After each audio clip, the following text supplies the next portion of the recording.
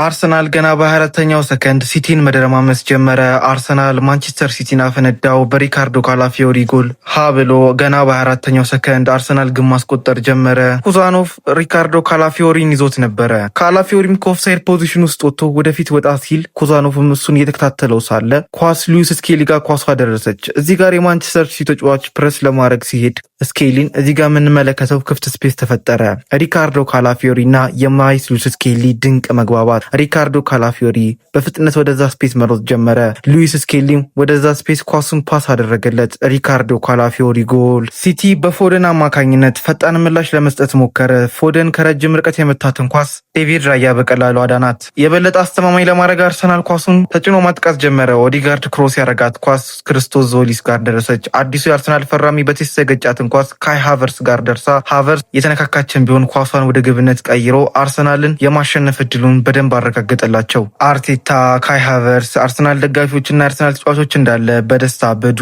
አሁን ሲቲዎች ይበልጥ መጫን ጀመሩ። ጫናውን ጨመሩባቸው አርሰናሎች ላይ። ክሮስ የተደረገችዋ ኳስ ለብቻው ዶኩ ጋር አገኛት ኳሷን።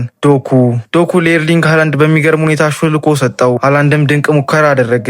በቀላሉ ዴቪድ ራያ አሁንም አወጣባቸው። አሁንም የሲቲ ተጭኖ ማጥቃት እንደቀጠለ ነው። አንቷን ሴሜኒዮ በቀኝ ክንፍ በኩል ኳሷን ይዟት ገብቶ ያሻማትን ኳስ ዶኩ ለብቻው አግኝቷት ድንቅ ተጋድሎ ከአርሰናል ተጫዋቾች ኳሱን ብሎክ አድርገው አወጡት። የክርስቶስ ዞሊስና የሃቨርስ መግባባት አሁንም እንዳስገረመ ነው። ዞሊስ ለሃቨርስ ያሸለከለትን ኳስ ሃቨርስ አሻግሮ ለቤን ዋይት ለመስጠት ሞከረ። ከዛ ኳሷ ድንገት ማርቲን ኦዲጋርድ ጋር ደረሰች። ማርቲን ኦዲጋርድ ድንቅ ሙከራ። እድሜ ለጆሽኮቭ ግቫርዲዮል። ሲቲ ሶስተኛ ጎል ከመቆጠር ዳነ።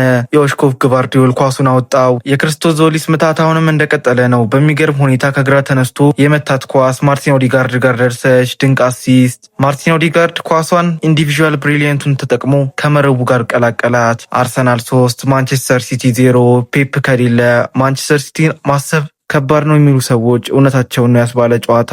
ሲቲ ዌስትሃምን መስሎ አመሸ።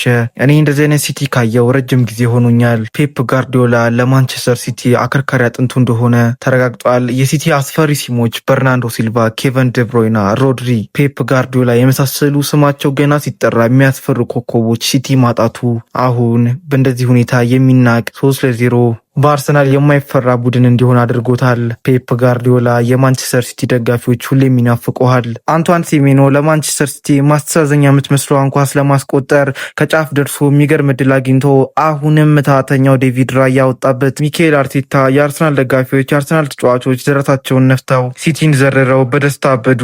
አርሰናል የኮሚኒቲ ሺልድ እና የፕሪሚየር ሊግ ሻምፒዮን መሆኑን አረጋግጧል። ቀጣይ ዓመትስ ሰፊ እድል ይሰጠዋል። የፕሪሚየር ሊጉን ዋንጫ የማሳካት እድሉ ከሌሎች ክለቦች በላቀ ሁኔታ ለአርሰናል ይገባዋል። ምክንያቱም አሁን ይህንን ዋንጫ ለማሸነፍ ከአርሰናል በላይ ስኳድ ያለውም የለም። ልምድ ያለው አሰልጣኝም ከአርቴታ በላይ ፕሪሚየር ሊጉ ላይ የለም። የፕሪሚየር ሊጉ ምርጡ አሰልጣኝ በአሁኑ ሰዓት አርቴታ ነው። የፕሪሚየር ሊጉ ምርጥ የአማካይ ስፍራ ምርጥ ስኳድም ያለው አርሰናል ነው። ቀዳሚ ተገማች አርሰናል፣ የተሰራ ቡድን ሊቨርፑል፣ ማንቸስተር ሲቲ፣ ቼልሲ፣ እነዚህ ሁሉ ክለቦች አሁን አቋማቸው ላይ ስለማይገኙ ሽግግር ላይም ስለሆኑ ፕሪሚየር ሊግ ዋንጫውን ያሳካሉ የሚል አነስ ያለ የጠበበ ድል ነው ያላቸው።